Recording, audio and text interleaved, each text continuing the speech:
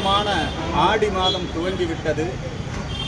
ஆடி மாதம் என்று சொன்னாலே நம்முடைய தமிழகத்திலே அனைத்து அம்மன் திருக்கோவில்களிலும் ஒவ்வொரு வெள்ளிக்கிழமையும் மிகவும் விசேஷமானது. இந்த ஆடி வெள்ளி அன்னைக்கு, முதல் வெள்ளி அன்னைக்கு இந்து மக்கள் கட்சி சார்பில் தமிழகம் முழுவதும் ஆடிக்கூழ் வார்க்கும் நிகழ்ச்சி நடைபெற்றுக் கொண்டிருக்கிறது.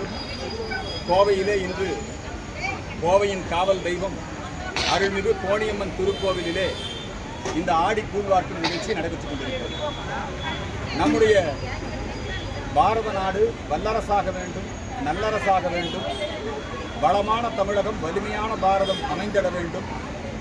ஆடி வெள்ளியிலே அன்னை கலைமகள், மலைமகள், நம்முடைய அனைத்து முப்பெரும் தேவியருடைய அருளாசி எல்லோருக்கும் கிடைத்திட வேண்டும் என்பதற்காக இந்த கூழ்வார்க்கும் நிகழ்ச்சி நடைபெற்றுக் கொண்டிருக்கிறது. நம்முடைய நாட்டில் ரம்ஜான் பண்டிகை கொண்டாடப்படுகிற பொழுது அதற்கு எல்லோரும் வாழ்த்து சொல்கிறார்கள். அந்த பண்டிகை கொண்டாடுவதற்காக மதச்சார்பற்ற அரசாங்கம் உணவு தானியங்களை கொடுக்கிறது. அதே போல கிறிஸ்துமஸ் பண்டிகையிலும் பல்வேறு விதமான காரியங்களை நடத்திக் கொண்டிருக்கிறார்கள்.